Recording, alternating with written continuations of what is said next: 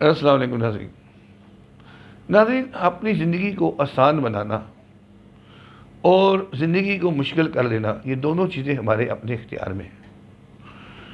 زندگی ہماری مشکل ہو جاتی ہے ہمارے ہی وجہ سے، اور زندگی کو آسان بھی ہم کر سکتے ہیں اپنی ہی وجہ سے۔ جب ہم ضروریات کا تعین کرتے ہیں کہ ہماری ضروریات کیا ہے، تو ضروریات ہی سمجھتے ہوئے جب شمار کریں گے تو وہ ہماری ضروریات کے ساتھ کچھ ایسی چیزیں بھی ہم نے شامل کی ہوتی ہیں جو خواہشات میں آتی ہیں۔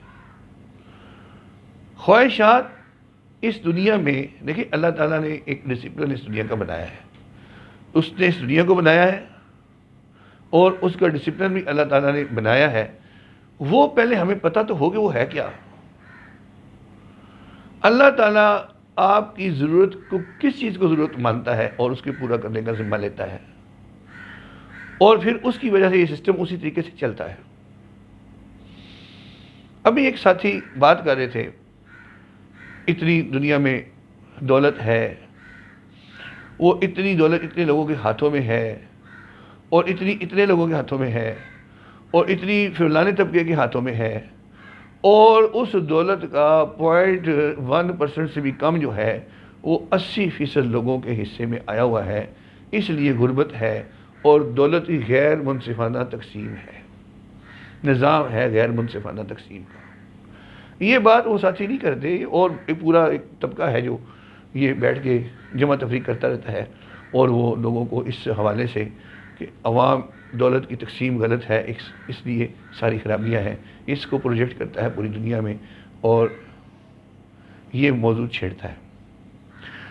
میرا یہ سوال ہے کہ کیا ایسا ہوا ہے کسی جگہ بیٹھ کے کہ یہ تقسیم پیسوں کا ڈھیر لگ گیا ہو، اور پھر اس کے بعد کوئی ادارہ ہو یا کوئی لوگ ہوں جنہوں نے بیٹھ کے یہ تقسیم کی ہو، اور میرے اور آپ کے لیے 0.1% سے بھی نیچے چھوڑا ہو، اور باقی سارا وہ خود اپنا بانٹ کے لے گئے ہوں؟ یہ تقسیم کہاں بیٹھ کے ہوئی تھی؟ امریکہ میں کہیں ہوئی تھی، انٹارکٹیکا میں ہوئی تھی، چاند پہ ہوئی تھی، مریخ پہ ہوئی تھی؟ کہاں یہ تقسیم کرنے کے لیے بیٹھے تھے؟ اور جہاں یہ ظلم ہوا تھا، اور اس کے بعد سے آج تک پھر تقسیم کیونکہ غلط چل رہی ہے، اب کہیں نئی جگہ ڈھونڈنی چاہیے، پھر یہ دولت ساری اکٹھی کرنی چاہیے، اور سب کو برابر 10 روپے، 20 روپے، 50 روپے ہے جی بندوں کو تقسیم کرنے چاہیے، تاکہ سب کو پیسے دولت واپس دوبارہ مل جائے، صحیح تقسیم ہو جائے۔ کبھی دنیا میں ایسا ہوا تھا یا اب ہو سکتا ہے؟ یا یہ کوئی سسٹم ہے اللہ نے کہیں بنایا ہے یا کسی انسان نے بنایا ہے؟ تو اس کا کیا جواب ہے؟ کچھ بھی نہیں۔ میں نے خود ایک بہت بڑا انگلش ٹرینر تھا، بڑا مشہور اپنے وقت کا، ابھی مجھے نام ان کا یاد نہیں ہے، بہت اچھا ٹرینر، اس نے یہی بات کی، اور اس نے کہا کہ اگر آپ دوبارہ اس تقسیم کو صحیح کریں اور سب کے ساتھ برابر تقسیم کر دیں، تو چند سالوں کے بعد دیکھیں گے آپ کہ پھر وہی لوگ، اتنے تھوڑے سے لوگ بہت امیر ہو چکے ہوں گے، درمیان والے ہوں گے، پھر لوور مڈل کلاس ہوگی، اسی طرح دولت کی تقسیم دوبارہ اسی طرح آ جائے گی جیسے آج آپ کو نظر آتی ہے، اور پھر پیسہ ادھر ادھر سمٹ جائے گا۔ یعنی جس طرح آج آپ کو غیر منصفانہ نظر آ رہا ہے، یہ پھر اسی طرح چلا جائے گا، اور اسی طرح پھر وہ پیسے لوگوں کے پاس سمٹ جائیں گے جیسے پہلے حالت میں تھے۔ تو اس نے کہا کہ یہ جو تقسیم ہے، یہ جو سسٹم ہے، یہ اس طرح کا ہے کہ اس میں جو جتنی ایفرٹ کرتا ہے اور سوچتا اور کوشش کرتا ہے، وہ اپنے لیے اتنی راحت پا لیتا ہے، اتنی وسائل جمع کر لیتا ہے، اور اپنی زندگی کو بہتر کر سکتا ہے۔ لیکن اب سب کی برابر ہو جائے، یہ سسٹم اس طرح بنایا ہی نہیں گیا دنیا کا۔ اس لیے یہ خواہش کرنا کہ دولت کی تقسیم برابر ہو جائے ایک ان نیچرل خواہش ہے، کیونکہ جو زیادہ ایفرٹ کرتا ہے وہ زیادہ پھر لے جائے گا، جو زیادہ محنت کرتا ہے وہ پھر زیادہ لے جائے گا، جو سست ہے، کاہل ہے، جو نہیں پرواہ کرتا ہے یا فضول خرچی کرتا ہے یا پیسے کو سنبھال کے نہیں رکھتا، مینجمنٹ سے نہیں کرتا، وہ پھر اس کے ہاتھ سے پیسہ نکل جائے گا۔ کیونکہ اللہ نے لوگوں کو بنایا ہی ڈیفرنٹ ہے، تو ڈیفرنٹ مزاجوں کی وجہ سے یہ سارا سسٹم ان چیزوں سے چل رہا ہے جو انسان کے کنٹرول میں اس طرح نہیں ہے کہ جیسے وہ چاہے ویسے ہو۔ کیونکہ مینجمنٹ کرنے والا اللہ کی ذات ہے، اس دنیا کے اندر ڈیسیژن، فیصلے کیسے ہوں گے اور کرنا کیا ہے، ہر کسی کو اس کا رزق ملے گا جس سے وہ اپنا نظام اچھا چلا سکے، وہ تو ہر کسی کا ہے۔ لیکن اس سے اگلی باتیں وہ کہہ رہے ہیں کہ پھر ویسے ہی ہو جائیں گی جیسے ہم دیکھ رہے ہیں، کیونکہ یہ تو جسے پہلے کسی نے اپنے پاس سمیٹ لیا وہ پھر اسی طریقے سے دوبارہ پیسہ اکٹھا کرتے کرتے پھر دوبارہ دولت مند زیادہ ہو جائے گا۔ تو ان بحثوں میں پڑھنے کا کوئی فائدہ نہیں ہے۔ سسٹم کو یہ سمجھے کہ اللہ تعالیٰ ہمیں قناعت کا کہتا ہے، خواہشات کا یہ جہاں نہیں ہے۔ خواہشات یہ ہے کہ ایک آدمی ہے، وہ جو پیدا ہوتا ہے بچہ تو وہ ایک بنگلے میں پیدا ہوتا ہے، ایک کوٹھی میں پیدا ہوتا ہے، پہلے سے باہر گاڑیاں کھڑی ہیں، نوکر چاکر ہیں، اور وہ اس کو وہ زندگی ملتی ہے، اللہ اسے پیدائش بھی دے دیتا ہے۔ اب ایک آدمی جھونپڑے میں پیدا ہوتا ہے، سڑک پہ پیدا ہوتا ہے، یہ سب کچھ وہ دیکھتا ہی نہیں ہے، اس کو ہوتا ہی نہیں ہے، تو اس کو اللہ نے یہاں پیدا کیا، اس کو وہاں پیدا کیا، یہ فیصلہ تو اللہ نے خود کیا۔ اب یہ والا سوچے کہ میں اس جگہ اس طرح کا کیوں نہیں ہوں جیسے وہ ہے، تو بھئی یہ فیصلہ تو اللہ نے کیا، وہ فیصلہ کرنے والی ذات وہی ہے۔ اس چکر میں اب پڑے کیوں، آپ کو کسی نے ڈالا کیوں؟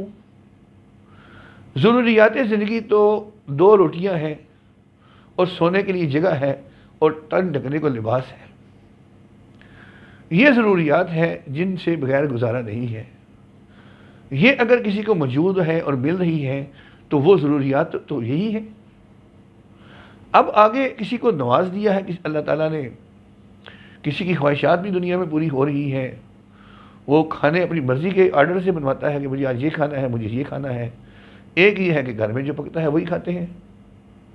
تو یہ تقسیم اللہ نے کی ہے، اس کے اوپر گلے شکوے کرنے کی مسئلے نہیں ہے، کیونکہ ضروریات زندگی پوری ہو رہی ہے اور خواہشات کا یہ جہاں نہیں ہے۔ اللہ دین ہمارا بتاتا ہے، اللہ بتاتا ہے، اللہ کے نبی صلی اللہ علیہ وسلم بتاتے ہیں، خواہشات کی پوری کرنے کی جگہ جنت ہے، وہاں خواہشات پوری ہوں گی اور بغیر اس دنیا کے اعمال کی بیس پہ پوری ہوں گی۔ سوچنے اور چاہنے سے چیزیں ملیں گی، ہر چیز آپ کے سامنے آ جائے گی، ٹھیک ہے، اور وہ بہت اعلیٰ پیمانے پہ ہوگا، ایسی نعمتیں ہیں وہاں۔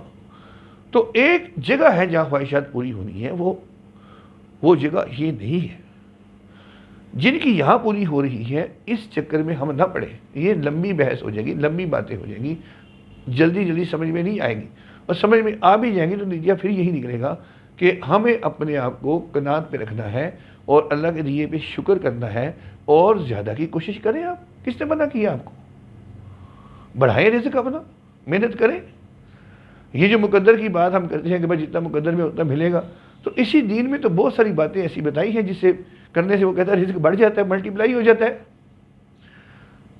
اگر میرے قسمت میں 1000 روپیہ ہے تو میں اسے ملٹیپلائی کر کے صدقہ کرنے لگ پڑتا ہوں، لوگوں کو کھلانے لگ جاتا ہوں، کچھ اس میں دائیں بائیں لوگوں کو صدقہ کرتا ہوں، تو یہ 10 ٹائمز ہو جاتا ہے، 70 ٹائمز ہو جاتا ہے۔ تو پھر یہ تو جب اتنے ٹائمز بڑھے گا تو یہ تو پھر رزق بڑھتا جائے گا۔ تو رزق بڑھانے کے بہت سارے فارمولے تو دین ہمارا خود بتاتا ہے، اور بہت ساری چیزیں اس بارے میں، معیشت کے بارے میں اتنی رہنمائی ہمارے دین میں ہے کہ ایسے فارمولے تو ایسی چیزیں تو کہیں ہیں ہی نہیں ہے۔